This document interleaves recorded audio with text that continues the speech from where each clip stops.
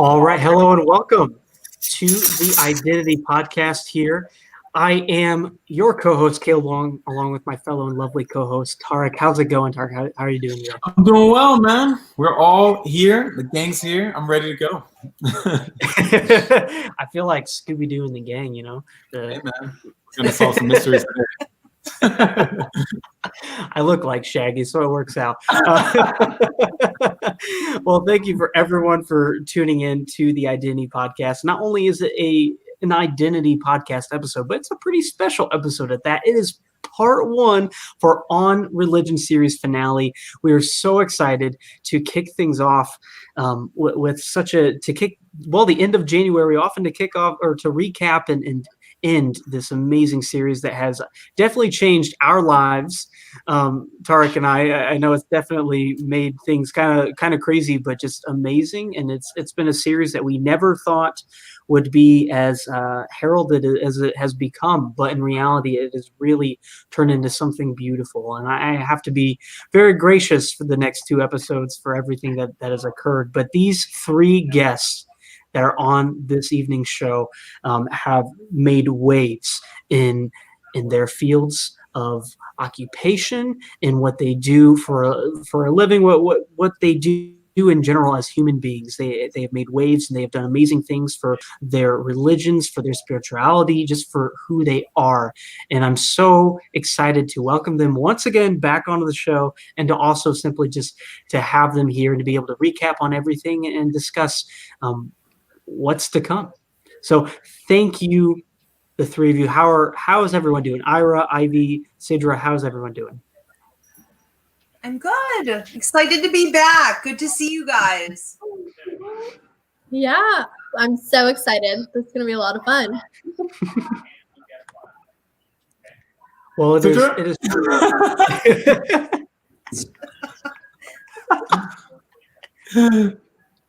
Is your mic on?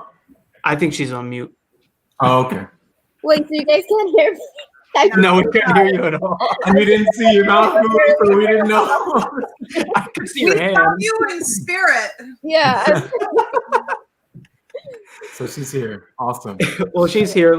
This is great. Once again, you're listening to and watching the Identity Podcast. Don't forget to like us on Facebook at Find Your ID NYC, and also check out our Instagram by the same name, and check out our YouTube page, The X Shows. We are live via Facebook and YouTube as we speak. Check us out every Wednesday at 7:15 Eastern Time, our regular time. Of course, this week we are at 8 o'clock, and next week we'll be at 9 o'clock as well for our On Religion finales.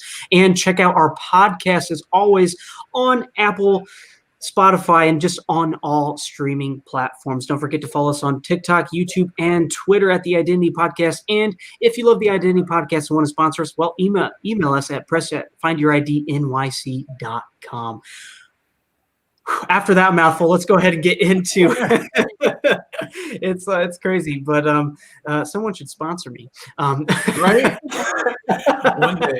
We're getting there. We're on our way. Well, one day, but go ahead. I'm excited. I mean, I'm just going to take a little more excitement from Caleb. I mean, August is when we started the Identity Podcast, and I'm sure no one knew each other. I didn't even know Caleb at that point.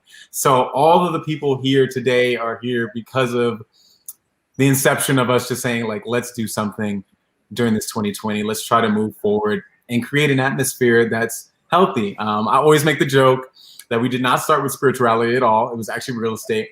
But I'm so happy that we've come full circle to kind of see where we are right now. And we have such lovely guests today, all from different walks of life, but I'm sure they share a lot of similarities. So I'm very interested in finding out exactly what those are, and maybe we can all help each other get to somewhere great. So I'm very interested in that as well. Has anyone actually watched anyone else's episode, by the way? I watched a little It's okay bit. if you haven't. It's okay. I don't watch myself either. It's fine. No, I'm looking forward to it though. I'm very intrigued with these ladies and everything that you guys do on here. I want to have like a binge night and just sort of catch up on everything. It's all good stuff. Well, Ivy, why don't you give us a little blurb about your experience on the show and what's changed, and just start us off, and then we can all get a little quick bio from everyone, just in case anyone else hasn't seen your shows as well. Yeah, exactly. It wouldn't hurt to also get just a quick bio from everyone and to kind of hear what exactly you do and why you're being featured on the show. Well, I was on not too long ago. I don't remember the exact date, but I want to say, was it a month ago? Maybe. So just about. Yeah, It wasn't that long ago. But I run a school. I run a spiritual school called Ivy League Psychic Academy. It started as a pun, and then it grew, and now we're training people internationally, and it's about 9 years old. I'm also a pastor of a church that I launched about a month ago as well, called Roots Revival Interfaith, focusing on everyday healthy habits, normalizing intuition with a lot of attention paid to astrology, numerology, and intuitive intelligence. And I'm a psychic medium. So that's how all of that started. And that's what I was speaking on when I was here about a month ago. And since then, things have been moving. I just feel like everything in general is sort of moving in the right direction, So I would say, like, within society, internationally, energetically. Interestingly enough, I did a free mini class. I do one free mini class per week called the Quarantine Series since the pandemic hit. So up on YouTube, I just did one on the divine feminine with one of the reverends from my church. And so I feel like everything's sort of been leading, full circle back around to this topic today, and things are good. That's beautiful. We're definitely going to come back to the divine feminine, because I'm sure everyone can definitely say something about that. Does anyone want to go next? Or... Want to go, Sidra? Okay. Yeah. So my name is Ayra. I feel like Ayra just unlocked her superpowers for anyone that didn't see that. Yeah. My name is Ayra, and I'm a magician. Oh my gosh. Oh no. It's okay. It's okay. Technology is doing insane. I can't, you guys. This is what is happening. Okay, I'm just gonna hold my hand here. Hold my ring light. I feel like everyone owns a ring light now because of the Zoom stuff. But I guess I found like the cheapest one on Amazon. And that is what I'm doing. A square light that doesn't sit right. Yeah, so my name is Ayra. I'm really great at technology, and yeah, I feel like I hold lots of different titles, and I like jump around. Like sometimes I'll put more preference on some and then like leave others, and then yeah. Anyways, that's a really long-winded way of saying that I'm a student. I'm a nonprofit founder. I'm an actress. I'm a singer. I'm a model. I'm a speaker. I was a title holder with the Miss America organization. A whole bunch of things. Right now, I feel like I'm focusing on student and actress because all of the other titles that I'm used to having can't really happen with this virtual stuff. So that's what I've been trying to figure that out, and spending a lot of time with school and my faith, and yeah, figuring out ring lights, because apparently I don't know how to do those. And you hold ring lights. There's a lot. And fingers crossed for your audition that you mentioned also today too. So awesome. Thank you. How do I go after all of these amazing women? Like, I have nothing to that. You guys are like some phenomenal women who have achieved so much in your life. Like, that's amazing, mashallah. I'm just a stay-at-home mom, guys, and I just recently, few months ago. Oh, my name is Sidra Ashraf, And I'm not good with technology either, Ira, so don't worry. And yeah, so I'm a stay-at-home mom, and I recently, a few months ago, started TikTok and YouTube and Instagram. And my whole journey is about clearing up misconceptions that people have about Islam and niqabis, the women who veil themselves, because there's so many misconceptions. I'm sure you guys can relate to them. In every religion and every culture, people are like really narrow-minded sometimes. So I'm just clearing those misconceptions out, and been really successful with that, and I'm really enjoying that. So that's where I'm headed now. I'm not a founder of anything, but you guys are amazing. And wow, like really, really, really good. That's all.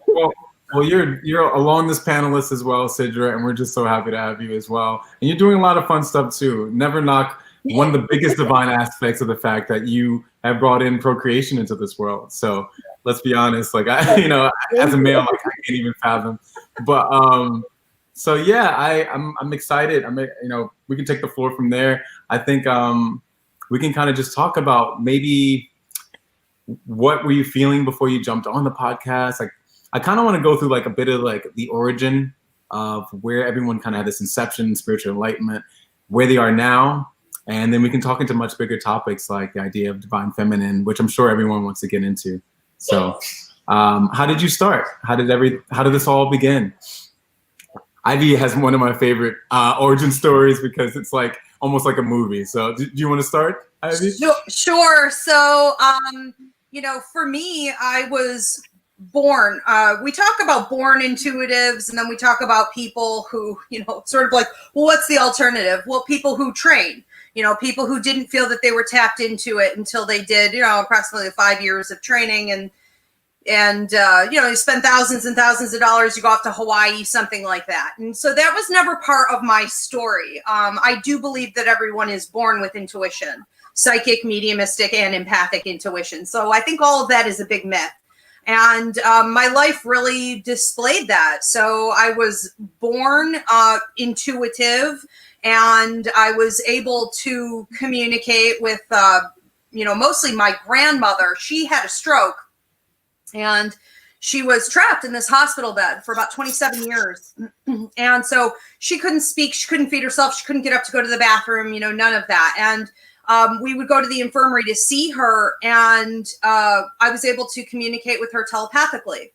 And from being in the infirmary for so long, it turned into this heightened empathic ability where I was able to then communicate with other people telepathically, other people at the hospital, and then people on the streets, and then people at my school.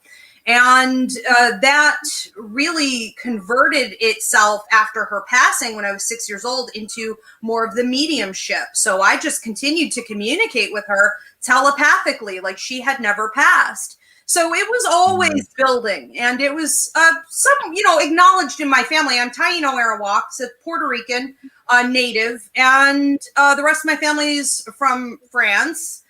So there was a lot of Catholic influence, though.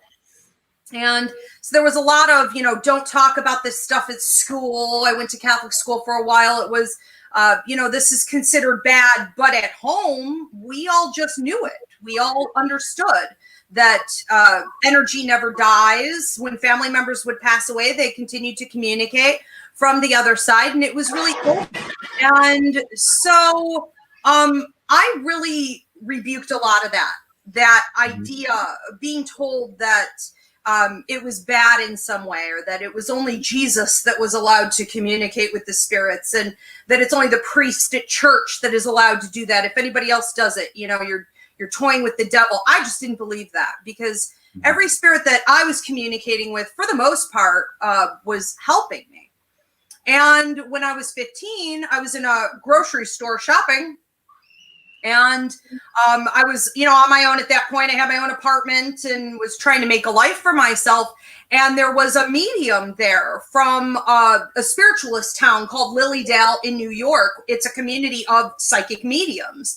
She was following me through the grocery store, and she was behind me in line. And she said, "Are you aware that you have the ability?" And I said, "Not really. I know something's going on, but I don't do what you guys can do. I can't sit down and give a reading." And she said, "Yes, you can." And she said, she wanted to train me. And so her idea of training me was just having me sit down in front of someone I didn't know and open my mouth. And when I did that, it just all came out. I knew about the past, the present, the future.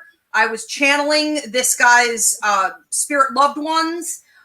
It went on for about 45 minutes. I was absolutely shocked that I was capable of doing that. And so I spent the last, 25 plus years trying to figure out how that happened. I designed a system called the PSC method, the Psychology of Spirit Communication method, where I now train people in how to do it. And from the very first class, people give a reading at the end for about 5 minutes, and anybody can do it. Wow. That's awesome. Amazing. That's really awesome. Yeah. You agree, right, Sidra? It's like an amazing thing.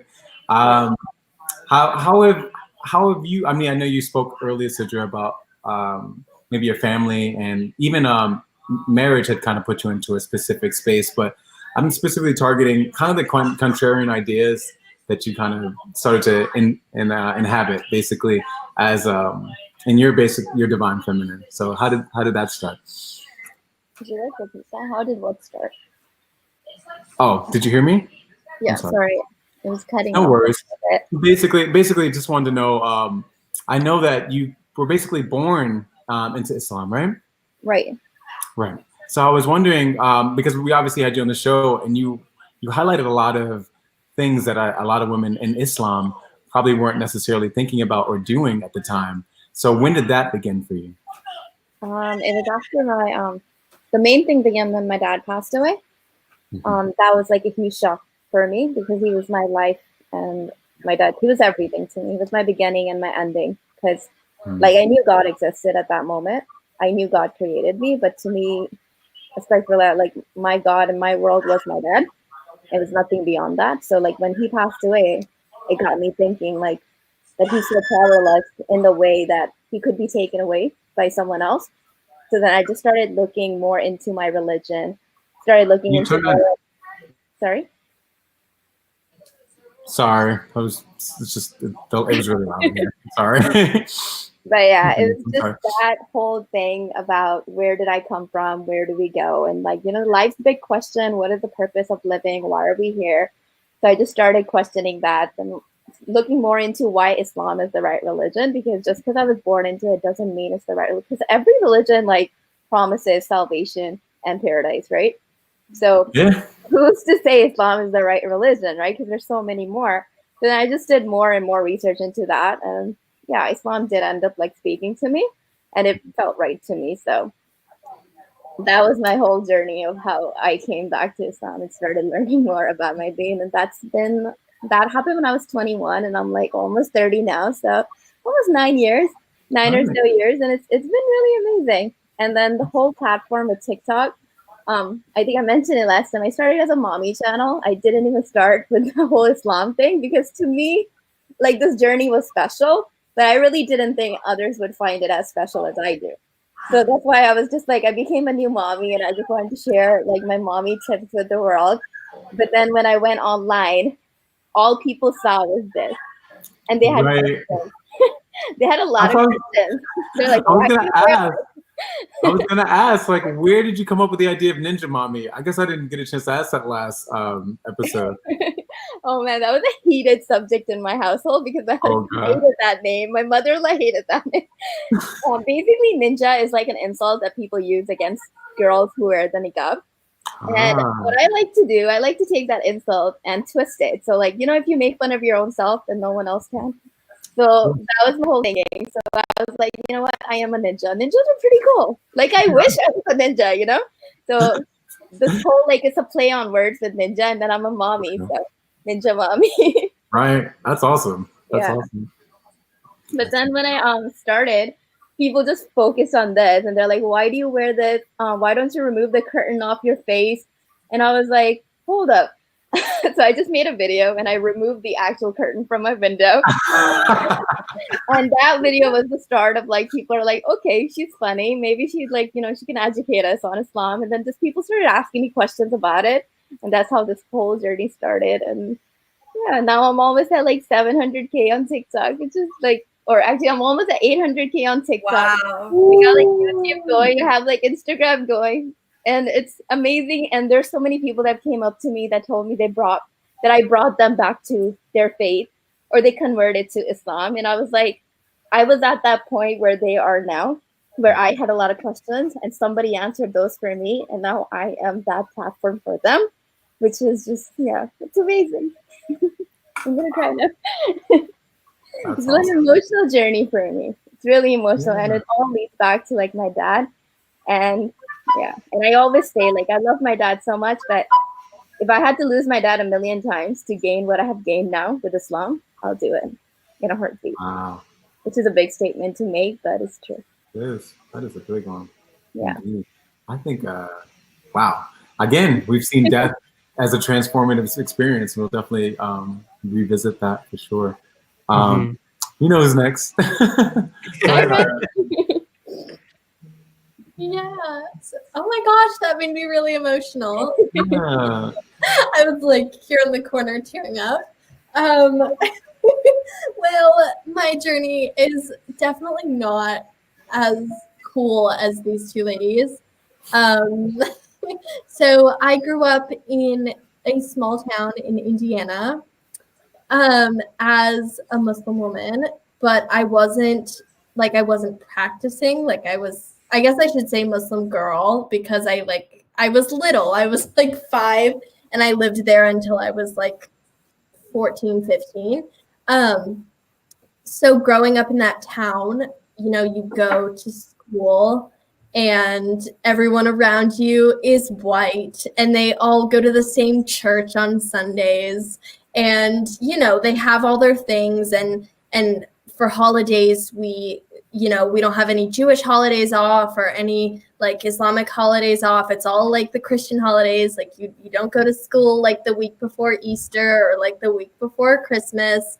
And then if you wanted to like get a day off for like your specific holiday, it was kind of like not excused, not really heard of. And like it was that extra step that like no one really wanted to take if they were different in that town.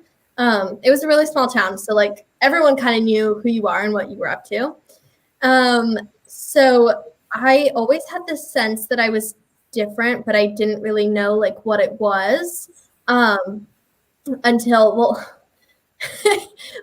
okay. In elementary schools in America, obviously, like when 9/11 comes around every year, they have that talk with kids, and it is really important because you know, even as a Muslim, like I consider my identity to first be American because this is where I was born. So I obviously find it really important to have these conversations and to educate people on like what happened. But I think that it's interesting because teachers in certain places can take those types of conversations and like twist them to fit their own sort of agenda.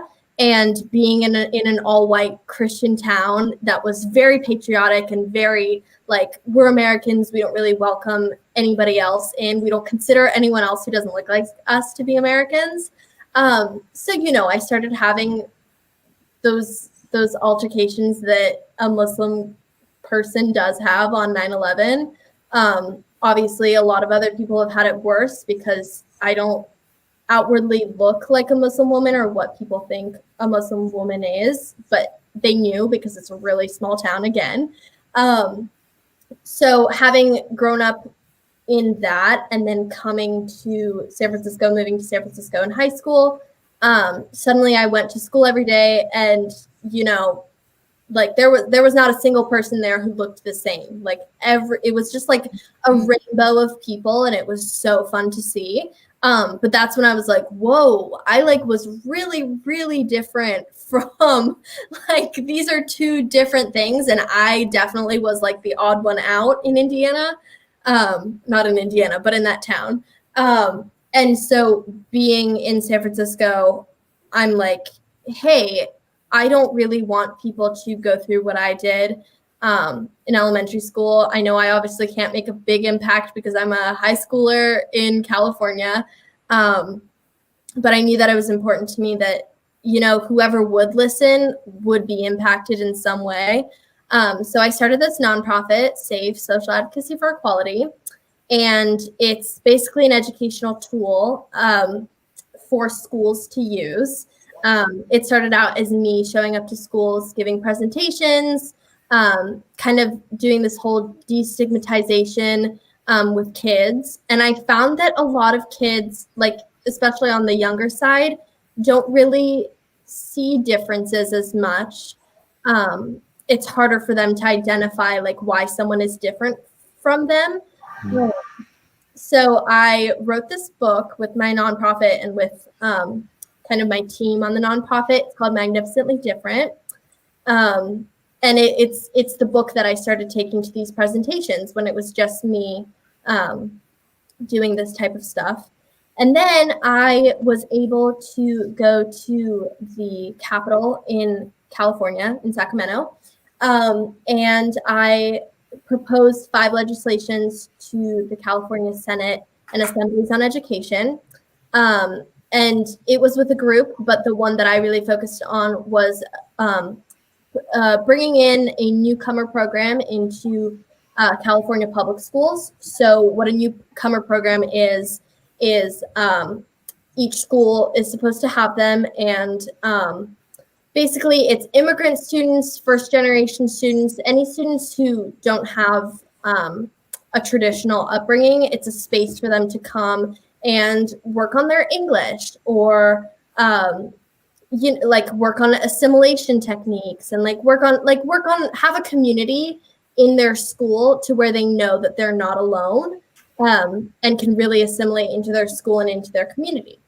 That was great. I love that. And then when I went to propose that, the group that I was with, a lot of them showed interest in my nonprofit. And so I started taking them on to my nonprofit. And now we have a whole bunch of representatives all over the country, which is a lot of fun. But it's been interesting because not only am I a student, but I'm also an entertainer and a performer. So I've been trying to find ways to integrate that into my career and what I want to do. Because I love working with kids. It's a lot of fun. But I'm seeing a lot of problems with the entertainment industry, especially this past year. There's a whole lot of, actually, quite the contrary. There's not a lot of representation at all in the industry. The standard is basically still your 5'2", 105-pound blonde girl, and she's always going to be your ingenue. She's always going to be your lead role. And more often than not, she'll be cast in roles that might suit a person of color better, or might be stories for people of color. So I'm trying to find a way to transition into the entertainment industry, and try to see if we can work with certain actors unions to create some kind of mandates when it comes to casting and people of color on entertainment teams. So yeah. Phenomenal. That's awesome. Yeah. So yeah, I mean, I guess we're just going to open up the floor a little bit so that everyone can kind of talk and maybe make it more of like a, not necessarily a debate, but everyone can kind of have something to weigh in on each other's thing. My question that kind of was brought up was, and this actually, this is Sidra's question. We've been using your question, by the way. I meant to tell you this for like a couple episodes. And it is, if I quote her correctly, it's what common misconceptions have you had about Muslim women is what her question was originally. But I'm curious about what common misconceptions have you broke through and that most people have had about you? And maybe you guys can kind of share some thoughts on that.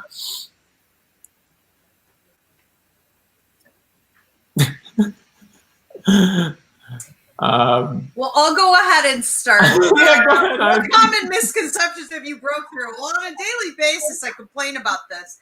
So I know there's still so much more to be done. But, you know, here's a great example. Like, I just even yesterday was complaining about this, and then it happened 3 more times today, you know. And so my assistant has to deal with all that because I can't deal with the public, or I won't be able to show up and do what I do. I'll lose my mind. So I just tend to not deal, you know, with the public as much as possible. But, you know, I did have a client even, you know, yesterday who booked the reading with me and spent the money and scheduled it and was willing to spend the time, and said to me about her own intuitive abilities at her job, seeing spirits. Well, she works in a hospital. People are dying. That's not uncommon to, you know. She said, things like, I know I sound ludicrous, and I promise you I'm not insane, and I know this is ridiculous, and I'm ashamed I won't say this to anyone else. She's afraid with penalties of like mental health and, you know, being labeled as, you know, mentally ill, and that she's ridiculous, you know, socially, and is out of her mind and should be deserves a mislabeling like that. And people just say that to me every day, you know, come to me for help, yet offend me in, you know, their approach. And you have to just sort of, okay, this is where we are still. I acknowledge that. And it opens up a lot of wounds because, you know, my degree was in journalism, watchdog journalism. I planned on going and working in that field. And when I came out to offer readings and healings to the public, I was cut out entirely. I suffered horribly for that. The fact that you can't come out of the closet, you know, in this field and be respected. You're not only disrespected as like, you know, you're a social outcast, but you're seen as having mental illness. And then, you know, you're also not credible in any way because you're considered fraudulent. Like you're taking advantage of people, you're stealing from people, you're trying to con them. There are just so many negative stereotypes associated with spiritual work. And I'm not saying it hasn't been abused in some areas. There are always people in a group that will abuse any area. But, you know, I just had to decide that I'm tuning out and that I am going to focus on what I'm here to do, to be of service. And I am going to plow through those misconceptions by talking about the normalization of intuition and how everybody has these abilities. So if you're going to point the finger at somebody else, you better be ready to point the finger back at yourself because you have this too. We all do. And I just, you know, I'm encouraging more and more people to come out and understand that if we stand together, it's not weird anymore. It's just normal to have dreams and analyze dreams and have premonitions and have some gut instincts and have spirits that want to communicate with us, you know, especially our loved ones. And especially with things like COVID going on, so many people have passed. And don't we want to keep in touch? You know, what is so bad about this? And, you know, there are right ways to do it and there are wrong ways to do it for sure. But I forgot what I was talking about. I forgot what the question was. Was it originally something you've overcome or something like that? Something like that. I don't know, but that's I think, you know, for me anyways, where we are right now is like, and I feel this with both of you ladies and where you're talking, we've got so far to go, you know, but we really are in sort of the heat of the moment. There's so much awakening going on right now in all of these areas. This is such an opportune time to take advantage and to speak and to be heard, you know, whereas before it was like just brushed off. I just feel like, you know, constantly being brushed off. So we're getting there. I forget. No, that was great. Does anyone else have something to add? I could go about my misconception that I had. But before I do that, like I'm really glad, Ivory, that you are clearing the misconception that people have about like psychics or spiritual people, thinking that they're ludicrous or they're crazy or thinking it's just a hoax. But I think it's amazing that you're like clearing that misunderstanding for people, and it's really important. People should know because you're really passionate about what you believe in and what you do, and it shows. And more power to you, girl. Thank you. Yeah, definitely. That's what we're here for. Keep going. My biggest misconception that I had, that I still have, that I still deal with, that I'm still clearing up is oppressed. The Muslim women are oppressed. They're ruled by men and they don't have any rights and they're oppressed or they're brainwashed and they don't have a mind of their own to think for themselves. And Saudi Arabia, the way Saudi Arabia does things isn't helping either. So a lot of people think that countries represent Islam, which is not true. So I have broken that in so many ways. I've done it through humor. I've done it through education. And me being my authentic self out there, showing my true identity out there in the world, putting it out there, people are realizing that, hey, Muslim women are not just oppressed, soft-spoken women that are just gonna sit in their home and like cook and clean and be like, you know, really like submissive to their husbands. Like, that's not what Islam is all about. I, as a fully covered woman, can still go and do things out there that any other woman can do. And I'm on live right now on TikTok with my followers, and I was just telling them when Ayra was speaking that, look, Muslims come in all shapes and sizes and from all ways of life. And we have Tariq here, we have Ayra here, and we have Sidra here. We have a fully covered Muslim woman, we have a fully uncovered Muslim woman, and we're both empowered in our own ways. And that's what Islam is all about. It's not about oppression. So, yeah. And I think I've done a really good job of clearing that out.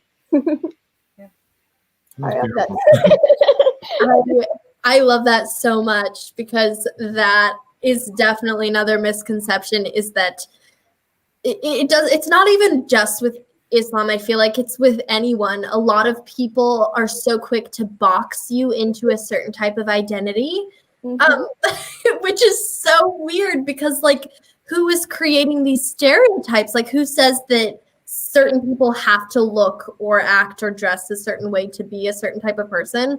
So I love that. I love that, because a lot of people, when I'm like, I'm Muslim, they're like, wait, but you don't look oppressed. And I'm like, okay, so let's unpack that. What do you mean by look oppressed? Like, what do you mean by that? So it's interesting, because yeah, I love that. I love that so much, everything you just said. And you just keep going, Ayra, because I've been where you are right now, where I didn't used to cover my hair. I never used to wear this. I used to dress however I want. And whenever I would go somewhere and I would have to pray or whatever, right? I'd be like, can I pray? And they're like, you're going to pray? Are you even a Muslim? And it's so like, you know, it's crazy to think that, okay, there's only one type of Muslim. There isn't. There's like, it's like a spectrum for me. It's like on the rainbow. We are all coming from different ways of life. We have so many different ways of practicing as well. Like, we have the fundamental beliefs and all, but like, we're all Muslims at the end of the day. If you say the Shahada, if you say the La ilaha, you're a Muslim. And no one, don't let anyone else tell you otherwise. I love that so much. Ninja mommy. No. I guess it's, oh, go ahead, Caleb. You got a note? Oh no, I was just, you grabbed the mic like you were gonna do something. I'm just getting in the zone, you know. He's in the zone. Okay. I wanted to let's tackle. We're at 37 minutes right now, so let's tackle the big one. I mean, what is the divine feminine, and what does it mean to everyone? What does that mean to you? What does it mean to be in your highest self personally? And what do you think that, like, where women are going in the future? And anyone can take that one.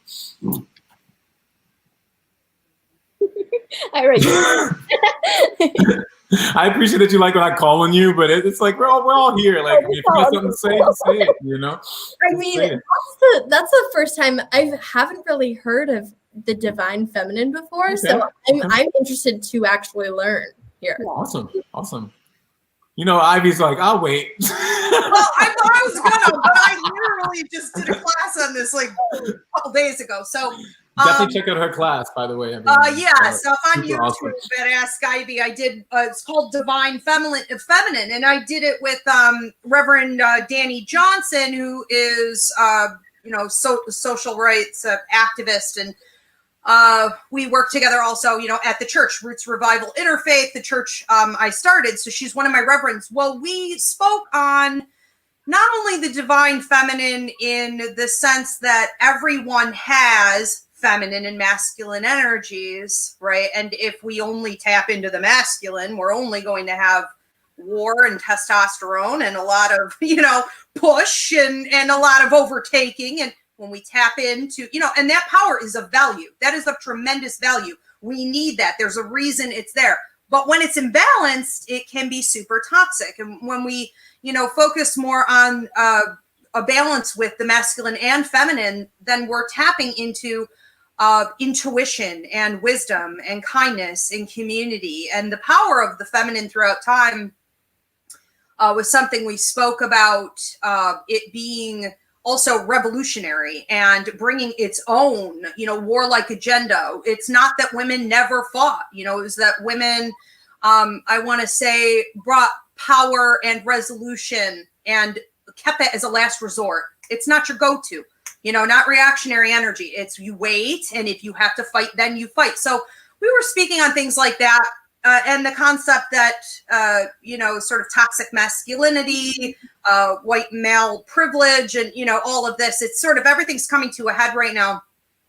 And we see that too with the astrology of 2021, and Aquarius energy and things like this, getting back in touch with the divine feminine. So it's not only each individual, whether you're identifying as a male or a female, that you need to sense both within yourself. But we were also talking about how we're sort of coming back, as a people internationally. We're coming back to a time when we recognize all of the benefits, all of the prosperity that we have because of powerful women, and how they aren't just submissive, which is funny that we were even just talking about that a minute ago, right?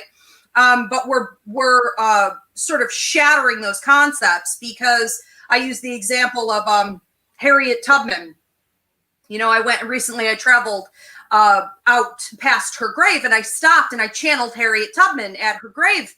And I said, what do you want to say to people? And she was talking about goals and fighting for those goals and keeping them in mind all the time, or else you deteriorate. And it was this amazing conversation I had with her. And then later that night, I saw some interview footage, it was like a piece written on her that I had never heard before, where she was talking about how she never makes a move, regardless of what she had logically planned out, regardless of where the stars and the moon was, and when she was supposed to go and help these slaves get free. She never made a move until her gut intuition or spirit told her to go. And that if those people, if anybody stepped out of line, she would threaten. She would threaten to wipe them out if she had to. She would basically attack if that's what needed to be done to preserve the greater good for the movement. And so we were just discussing how we're coming into a place now where that divine feminine strength, right, and wisdom and community is taking over in 2021. And so, yeah. And I guess that's, as far as what it means to me, it's, well, when we talk about intuition and things like this, that is typically associated with the feminine. So I feel like I'm just always channeling that energy. Yeah. Awesome. Yeah, I didn't know that. I definitely didn't know that about Harriet Tubman at all. Yeah. She'd wipe you out. Yeah, I guess she would. It sounds a little bit kind of like it. I'm sorry. It sounds a little bit like there's a balance between her masculine and feminine energy as well. For her to be willing to kind of do something, I guess, so cutthroat, quote unquote, to move forward with that. Exactly. Yeah, I mean, I know. Oh yeah, go ahead. No, you're fine. Fun fact, to add on to that with Harriet Tubman, a lot of people who heard about these stories and then heard about her trusting her gut and everything. People didn't believe it for the longest time. People thought it was fake or thought that she was acting for a while as well. And I do know that her and her family actually called it God speaking to her is basically what it was. She would just have these little moments, or as they would call it, spells almost, where maybe she's in the middle of the process for the Underground Railroad and trying to rescue slaves. And she would all of a sudden kind of have this moment where she'd realize, oh, we shouldn't go this way. We should go to the left, or we should hide out for a little bit or anything like that. And it would always work. And that's why she never had, she always had a successful mission. And it just shows, something like that. I think it goes with the misconceptions, and it also shows, as we've been talking about, this divine feminine. It's fascinating to hear about Harriet Tubman and so many more iconic women who have just done amazing things in our world. But little fun fact for you. That's awesome. Yeah. Do you ladies want to say anything or? Speechless. Speechless? Oh, that's good. I think. I didn't know about this. I learned about Harriet Tubman in school and stuff, but then I like completely forgot all about it until now. So it's pretty interesting. I just learned something new again.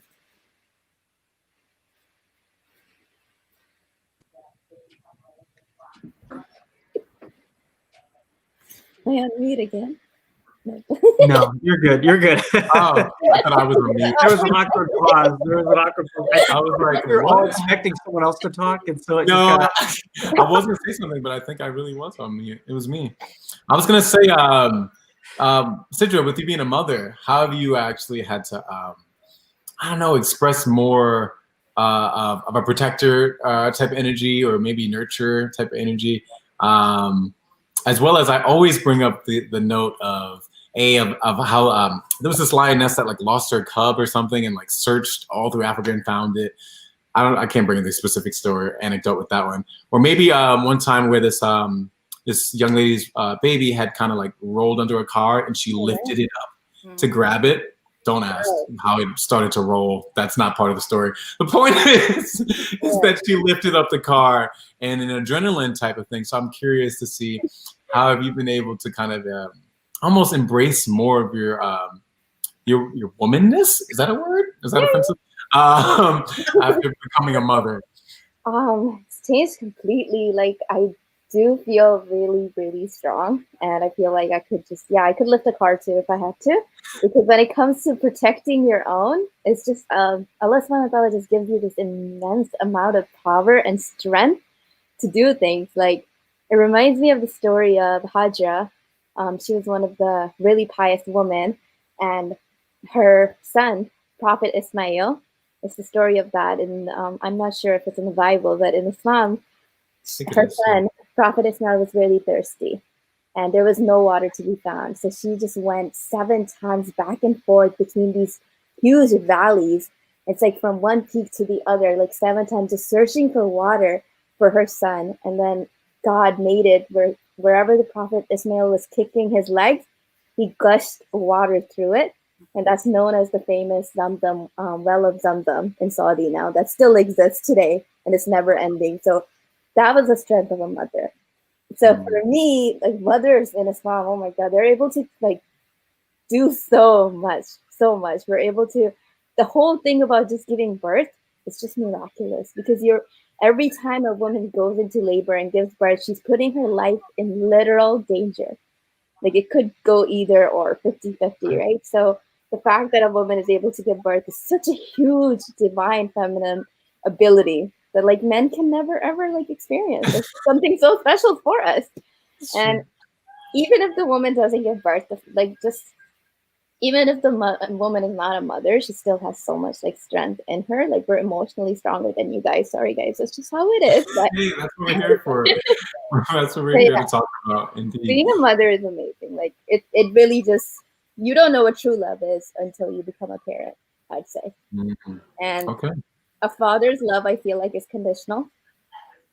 I feel like it's conditional, but I feel like a mother's love is unconditional. A mother could truly, like, yeah, I know it's a very controversial statement. No, I think so. You know, if they don't get the trash out, they're out. No, I'm joking. Like, exactly. And then there's like this famous story that there was this one kid, and when he grew up, he took his mom for like the holy pilgrimage, and he took her on his shoulders, and then he did the whole holy pilgrimage. This is really hard to do. And then he talks to God. He's like, God, have I fulfilled my favors that my mom has done upon me? And God's like, you haven't even fulfilled the one pain that she felt when she was giving birth to you. So the favors that a mother has on their children is just immaculate. And the strength that it takes for a woman to just do all that, it's just amazing. Yeah. Thanks, Mom. our navels are all connected to these much bigger, larger schemes of women. Even down to the Amazonian women and the matriarchs of old. I still very much believe that God's a woman and this type of idea. But I think that a lot of it has to do with the 9 months and these processes of like being connected and living literally inside of someone, emotionally and spiritually, like how deep that can be. You know, I think that's so beautiful for sure. But it's also kind of, I guess we always highlight that. We highlight that in a lot of religions. Like you made note of how they're able to create a home and nurture and also make, make people feel great. These moms are great. So there's that aspect, but I also, and this is kind of, I can bring Ayra in with this one too. You've also kind of broken these boundaries, and it's something that Ivy speaks on all the time about kind of what's going on specifically now in the present tense of how not only do you have these abilities, but you're breaking boundaries that may be more tapping into what Ivy may describe as the divine masculine, where you're able to kind of go out there and do your own business and make your own TikTok. You know, I mean, I know you felt a little sad earlier part of this episode when you talked about being a mother, but who knew that this was actually going to be super exonerated throughout this episode? So never feel down, Sidra, for that. Right. But Ayra is breaking boundaries not only as a Muslim woman, but also breaking them into like the entertainment world, which is heavily male dominated. So I was curious to see like, where do you see women in the future, or where do you see your higher self, or like kind of like, you know, starting your own business, not-for-profits, all this other stuff. Yeah, well, I think this is fascinating because not only do you see it in so many different industries, but you see it in the media that we consume. Like, I'll take Broadway as the example because that's what I'm working in. But from the start of Broadway, the character archetype is that there's going to be like a young ingenue woman who needs to be saved, and like her one purpose in the show is to be fulfilled or found by her male opposite or her romantic male lead. And so it's interesting, and in a lot of shows up until recently, those are the dynamics that you'll see, which I've always found really interesting because women are anything but, I mean, there are some women who do find like true fulfillment with that, but also like I've met more women who find fulfillment in their personal career or other things that don't involve a romantic partner. And I've always wondered why feminine energy was equated to like softness and like daintiness and being this like soft energy, where the male one is, I guess, as Ivy would say, like war and angst.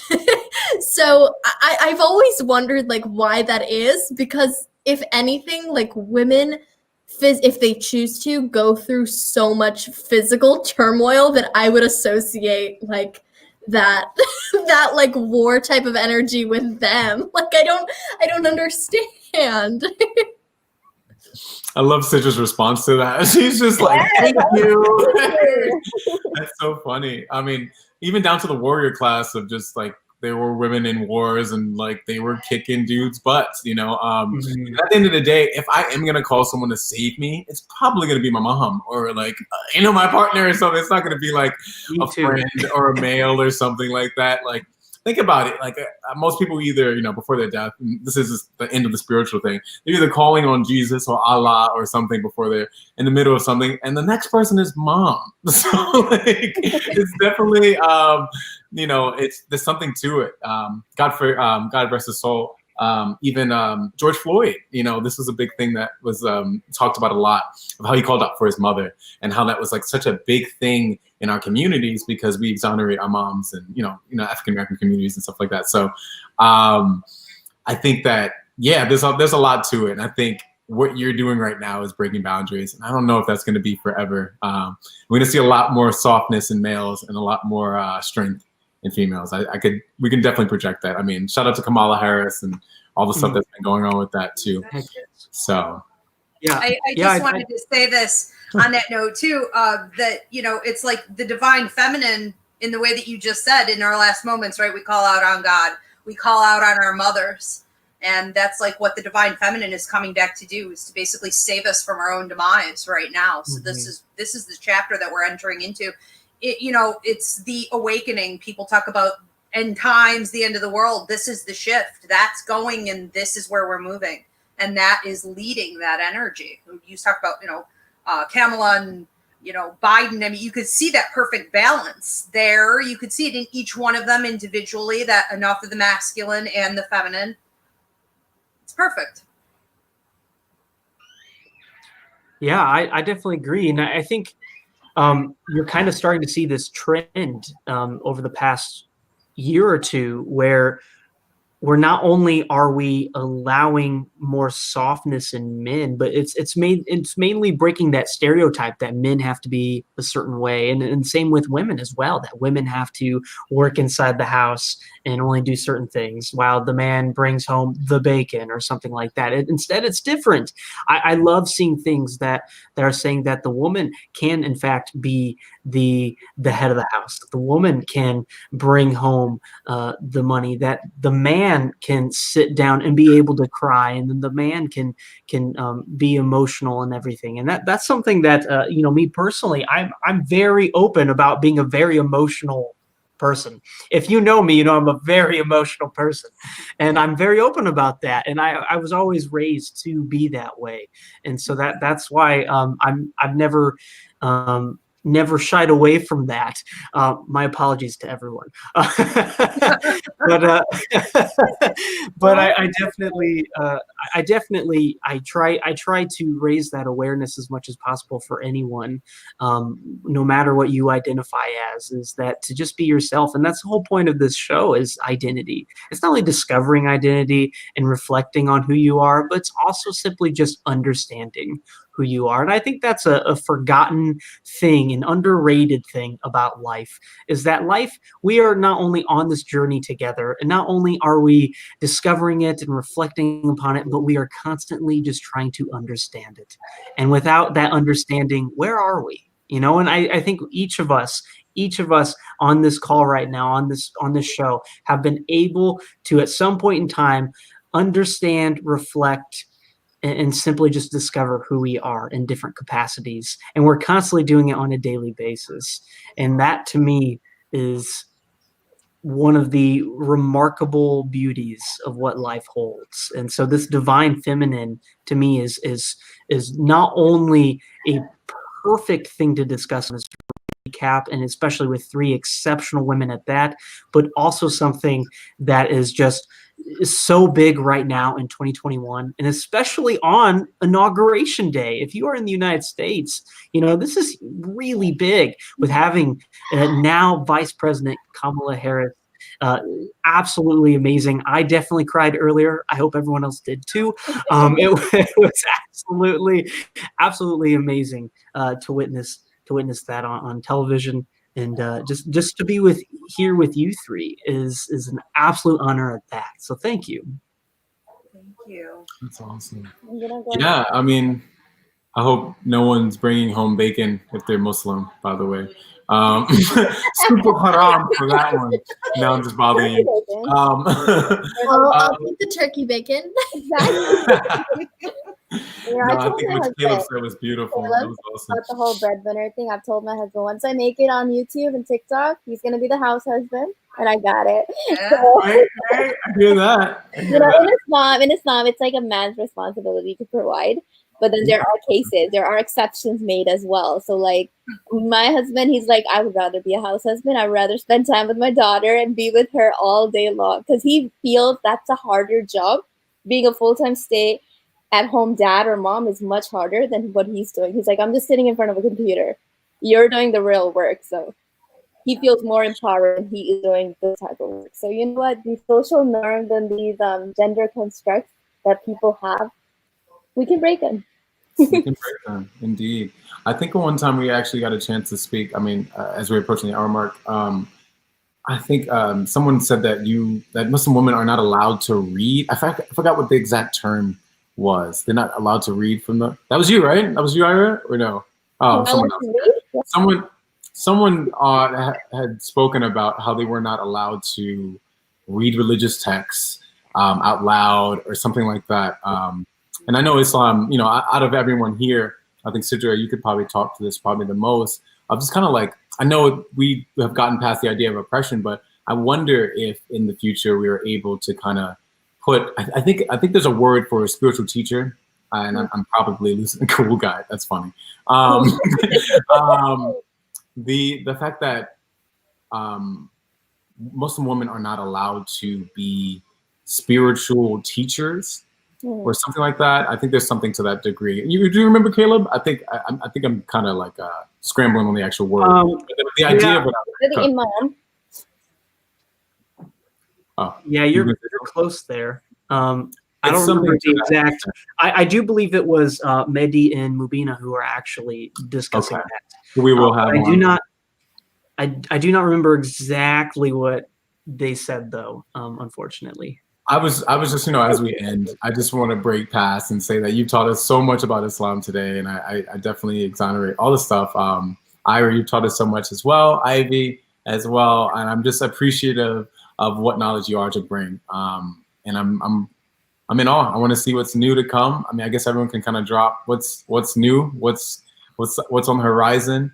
2021 plans. Yeah, what's gonna happen? If you don't have anything, that's cool because we did just speak months ago at this point. but yeah, I feel like we're really off to a good start. I mean, I guess we can do our little tagline right now. We do have merch now, everyone. We are on a couple. Yeah, Caleb can say all the fun stuffs. But yeah, stuff is growing, and I'm just happy. I'm happy to have you here, and I'm happy that you were able to share this podcast with us because, again, like I said, when we started in August, it was just me and Caleb, and I didn't have a ring light, so. No comment, right? As mine falls. You know what's so funny? Caleb used to make fun of me because every episode my light would just turn off until I got a better ring light. It'd be like right around this time, and it's just like, and we're wrapping up, and then just turns right off. So it's pretty funny. We've changed so much. I think it's amazing you guys just started in August. I mean, that really just blows my mind because there's such an understanding. I feel like you guys just bring such a good, positive, collective vibing energy and an understanding of what it is that you're trying to say or like just show. And I just feel like it comes to you. You're just like manifesting it like since August. That's pretty mind blowing. So there's almost like a magnetizing effect going on there. And for 2021, what I'm looking forward to, I just bought an 1800s funeral home in upstate New York. And I'm just waiting to, get in there and start doing the renovations and things. I want to restore it. And there was a church, a chapel, built into it. And so I'm doing that. I'm also starting to work with some prison systems and ex-prisoners and the families with the empathic awareness training that I do, which really focuses on how to properly block your energy so you're not accidentally overabsorbing other people's energy. That makes us sick, causes depression, anxiety, things like that. So I want to see people more empowered when they're in situations like that and out or visiting situations like that, so that they can own their space better. And, when we have that, we're not only more stable energetically, but we also can more easily tap into our intuition. So, we're not having to go left brain logical and protect ourselves all the time. There's a flow of positive energy there. So, those are the two big things. I'm looking forward to moving the church once, COVID has moved out of the way a little bit. And I'm hoping for everybody, I'm seeing more around August that we'll see more of this and to be able to open the church doors there at the funeral home. So that's my major focus for the year. Wow.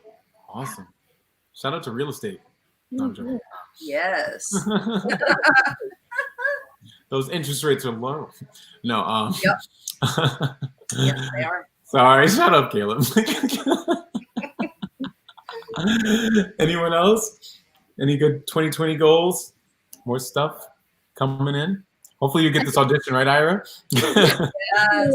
I think at this point, I'm just focusing on surviving because a lot of people have not survived the past year.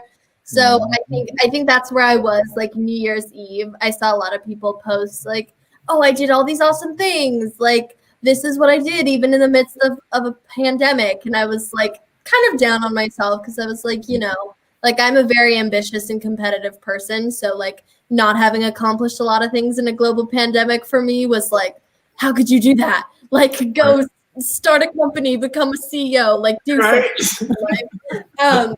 But I had to remember that like surviving and staying safe and keeping my family safe was like a huge feat and a huge, I guess, blessing. So I'm hoping to carry that energy into 2021. We'll see. Maybe things will happen, but with my industry, unfortunately, like not lots of things can even happen, not even virtually. So we'll see, but I'm excited. Hopefully 2021 will be like the cap on COVID and the cap on like lots of bad things that happened in 2020. And we can move forward. We'll see. Sure. Yeah. And Safe, definitely check out Safe and the book. I was going to show your book earlier. Plug the book. Definitely check out the book. Yeah, it's really nice. It's actually, did you describe it a little bit? I think Sidra would probably like it's basically like being a child and not basically teaching children about Islam and how to connect with other people as well. Yeah. Yeah. Super chill. Yeah. I love it because it touches on all different types of identities and how you can be different in lots of different ways. And so it has like the classic storyline of like these 3 kids who are super quirky and different and have lots of different backgrounds. And then they have the classic bullies. And then I like it because it ends in like a very wholesome, like everyone understands. And that's not really how it is in America. Well, I can hope that, you know, it will get. What I like to think about the future, especially when we put content out, is the fact that what they're consuming is what we're going to be putting out. So we're that transmutation, you know, we're kind of that shift. You know, I've been able to kind of interact with one of my younger cousins who's 9, and he doesn't know who Lady Gaga is, and it made me feel really old. So whatever we put out, you know, within the next especially after today. Yeah, he had no idea. He had to watch the inauguration, and he was like, "Who is Lady Oh my Gaga?" goodness! Like, put an H on it or something. Gaga. Gaga. It was very funny. But what I just wanted to hint at is like the more we push forward, the more we break these boundaries, it'll be a different world that they grow up in, just as much as we grew up with like things that changed from our grandparents. So, you know, but your book is helpful, believe me, especially if someone's growing up, for sure. I think a lot of times, I think you didn't mention it so much in this episode, but you said something about how you didn't have that in your childhood and how you kind of had to assimilate, and that kind of made you feel uncomfortable and almost made you westernize yourself a little bit more. And now, you know, having someone like that book, or, you know, just having all of these ladies here to support, we have role models, we have icons, you know. So we're gonna go through that Underground Railroad, right, Harriet? So Sidra, what's upcoming on TikTok? I mean, those followers, can I get some? Jeez. Yeah. You guys go follow Identity Podcast.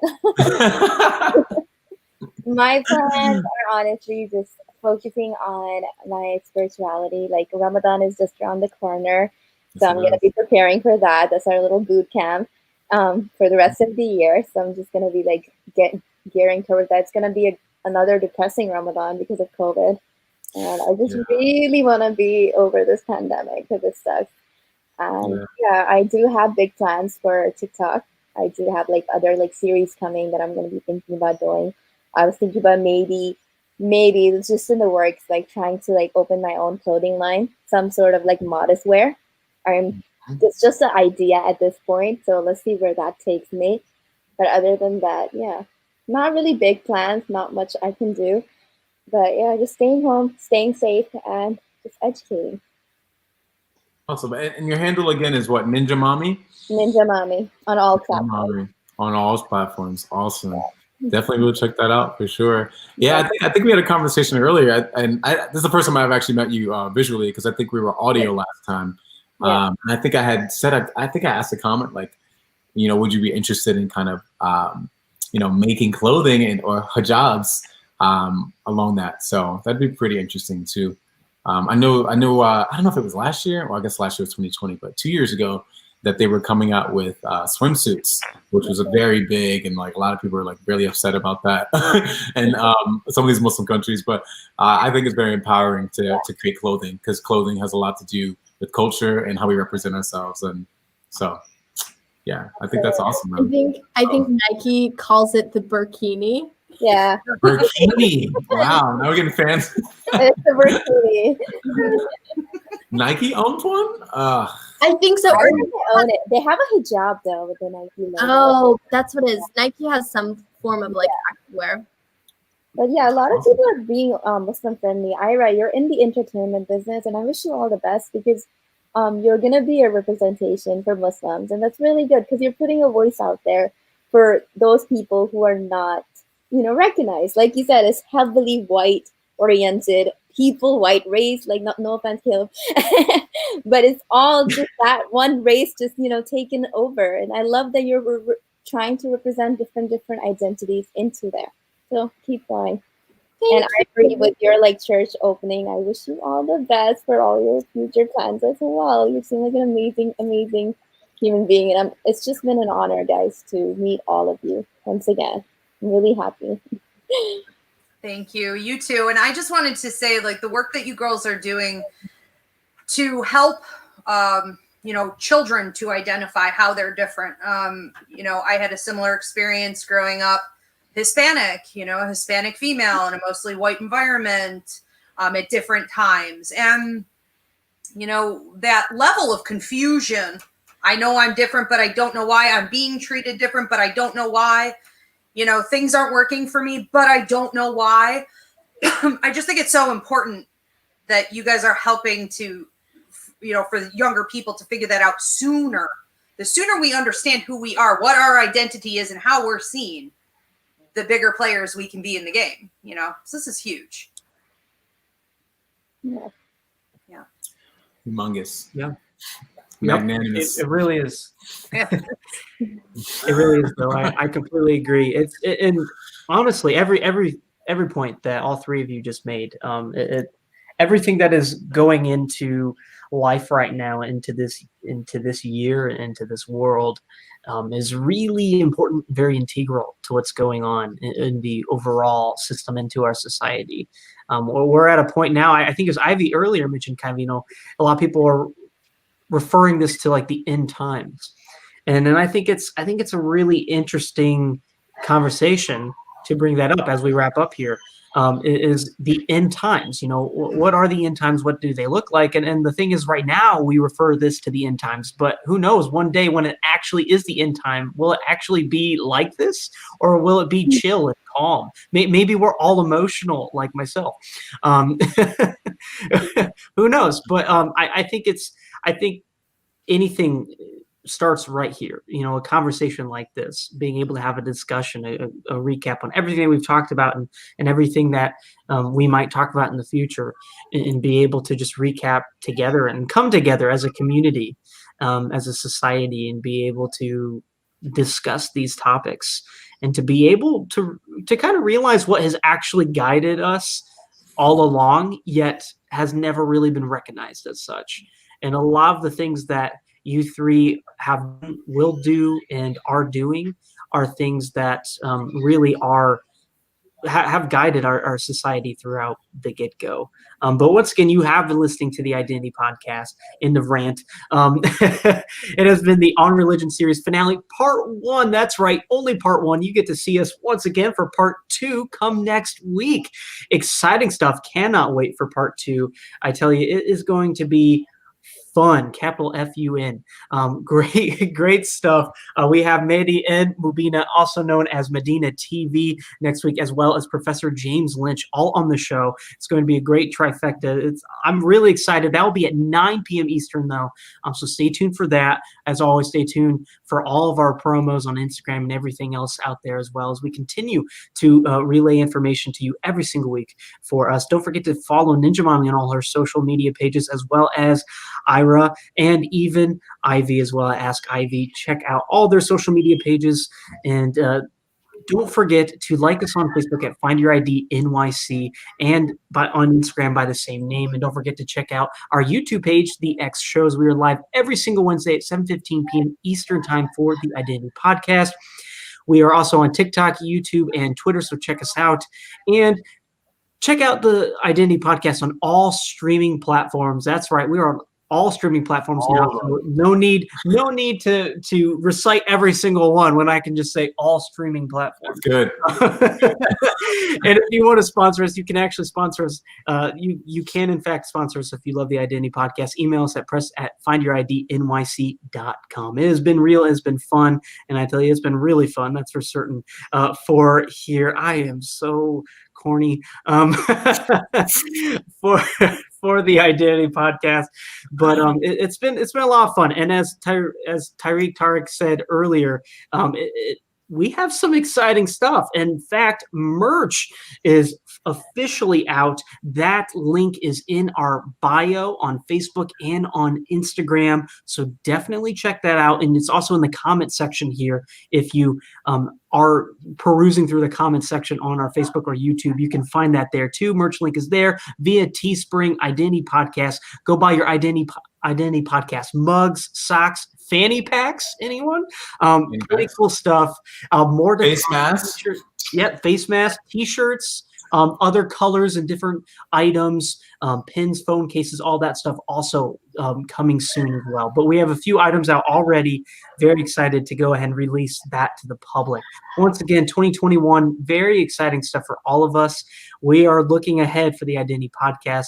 And after next week's show, the final part for the On Religion series, we'll be moving into environmentalism. We're very excited to touch into that come February and even in March with sustainability as well.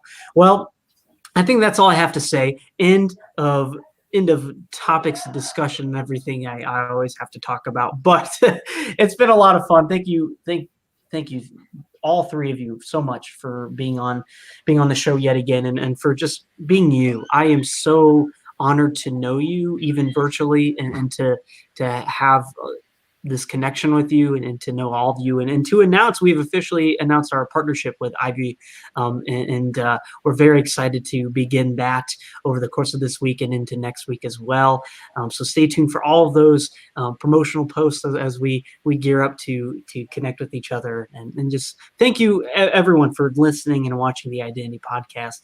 It's been a great time, and we will catch you next week. Here's our outro video.